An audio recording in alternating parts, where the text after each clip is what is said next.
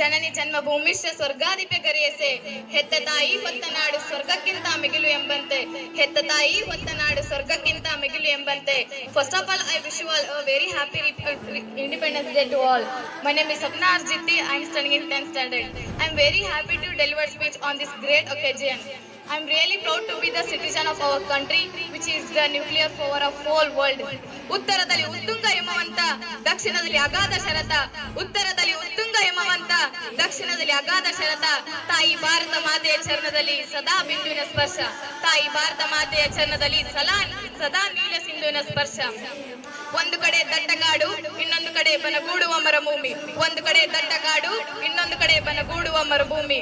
ಒಂದು ಕಡೆ ಧುಮಿಸಿ ಧುಮುಕುವ ನದಿಗಳು, ಎತ್ತ ನೋಡಿದ ರಕ್ತ. ಸುಂದರವಾದ ಹಚ್ಚ ಹಸಿರಿನಿಂದ ಕೂಡಿದ ಲೋಕ, ಅದುವೇ ನಮ್ಮ ಸುಂದರವಾದ ಭಾರತ.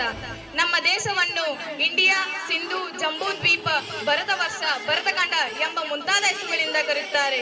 ಪೂರ್ವದಿಂದ ಪಶ್ಚಿಮಕ್ಕೆ ಹರಿಯುತ್ತಿರುವ ನರ್ಮದಾ ನದಿ, ಪೂರ್ವದಿಂದ ಪಶ್ಚಿಮಕ್ಕೆ ಹರಿಯುತ್ತಿರುವ ನರ್ಮದಾ ನದಿ. ತಾಯಿ ಭಾರತ ಮಾತೆಯ ಸೊಂಟದಲ್ಲಿ ಮಿನುಗುತ್ತಿರುವ ಚಿನ್ನದ ಡಾಬು. ಅವಳ ಕಾಲುಗಳೇ ಪೂರ್ವ ಪಶ್ಚಿಮ ಘಟ್ಟಗಳು, ಅವಳ ಪಾದ ಪದ್ಮಂಗಗಳೇ ಕನ್ಯಾಕುಮಾರಿ. ಶ್ರೀಲಂಕಾ ಆ ದೇವರು ಭಾರತ ಮಾತೆಗೆ ಅರ್ಪಿಸಿದ ಸುಂದರವಾದ ಗುಲಾಬಿ ಹೂ. ಜಲದೇವಿಯರು ಭಾರತ ಮಾತೆಯ ಪಾದಗಳನ್ನು ತೊಳಿತಾ ಇದ್ದಾರೆ. ವಾಯುದೇವ ಚಾಮರವನ್ನ ಬೀಸ್ತಾ ಇದ್ದಾನೆ. ಸೂರ್ಯಚಂದ್ರರು ಭಾರತ ಮಾತೆಗೆ ಆರತಿಯನ್ನೆತ್ತು ತಿಲಕವನ್ನಿಡುತ್ತಿದ್ದಾರೆ. Today is 78th Independence Day. We are all gathered here to celebrate the Independence Day of our nation. Today day is very important day for all Indian citizens. We got independent on 15th of August 1947 from British rule. From British rule, for around 200 years. Great freedom fighters sacrificed their whole life for the freedom, like Mahatma Gandhi, Jawaharlal Nehru, Bal Gangadhar Tilak, Sardar Vallabhbhai Patel. They devoted their whole life for our freedom. Many revolutionaries like Bhagat Singh, Rajguru, Sukhdev, and so many others sacrificed their whole life for our freedom. Our freedom is priceless, and our soldiers protect our country. So it is duty to all work hard the country's development. ಇಂದು ನಮ್ಮ ನಿಮ್ಮೆಲ್ಲರ ಜೀವನದಲ್ಲಿ ಸುವರ್ಣ ಅವಕಾಶಗಳಿಂದ ಬರೆದಿರುವ ಅತ್ಯಮೂಲ್ಯವಾದ ದಿನ. ಏಕೆಂದರೆ ಈ ದಿನದಂದೇ ಬ್ರಿಟಿಷರು ನಮ್ಮ ದೇಶವನ್ನು ಬಿಟ್ಟು ತೊಲಗಿದ ದಿನ.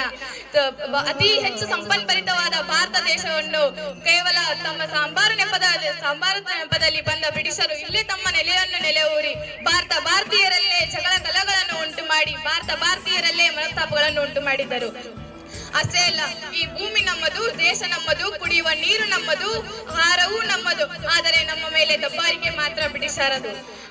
ಮಾಜಿ ಪ್ರಧಾನಮಂತ್ರಿ ದಿಗಂತ ಸರ್ದಾರ್ ವಲ್ಲಭಭಾಯಿ ಪಟೇಲ್ ಒಂದ್ ಕಡೆ ಹೇಳ್ತಾರೆ, ए वंदन की धरती है, ए अभिनंदन की भूमि है, एक अर्पण की भूमि है, एक धड़पन की भूमि है. इसकी नदी नदी हमारे लिए गंगा है, इसकी कंकर कंकर हमारे लिए शंकर है.